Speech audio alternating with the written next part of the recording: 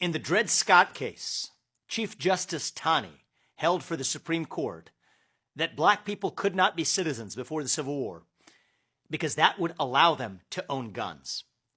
After the Civil War, the first anti-gun laws, gun control laws that were passed in this country, were actually passed to stop black people from owning guns.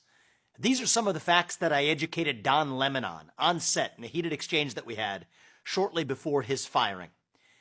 So shortly after that exchange, Joy Reid, an MSNBC host, has Ro Khanna, a Democratic politician who happens to be an Indian American, as a stand-in for the Indian American view, criticizing me for supposedly stating falsehoods. Actually, everything I stated is factually true based on U.S. history, but criticizing at length my supposed falsehoods, and then has Ro Khanna effectively licking her feet, which is exactly what she wanted on air, talking about how Indian Americans owe black Americans a debt of gratitude.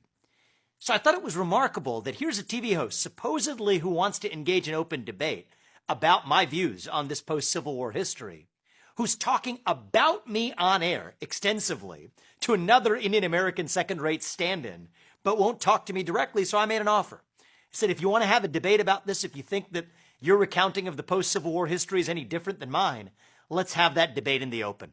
What do we get? Silence. This is what the modern left does, and Joy Reid embodies it. Very well, actually. Cower in fear and hide. Talk a big game when you're talking to your own community, when you're talking to the people who agree with you, but cower in fear when it comes to actually confronting the other side in open debate.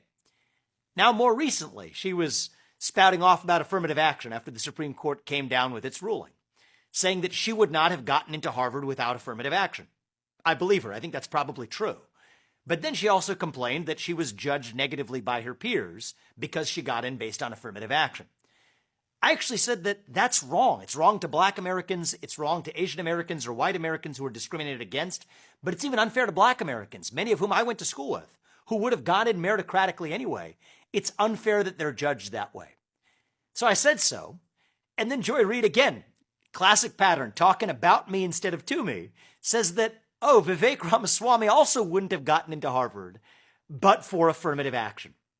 That is a lie, and it reflects a shocking combination of gall and ignorance, failing to pay attention to the fact that that case argued in front of the Supreme Court was brought on behalf of Asian Americans, that includes Indian Americans, who are systematically discriminated against, penalized by affirmative action, which rewards black and Hispanic Americans. So that combination of ignorance but self-confidence embodies the modern left. And the sad part of it is, folks like Joy Reid, again, they have utter, total, apparent comfort with spewing falsehoods and doing it to only the silos and the echo chambers that agree with them.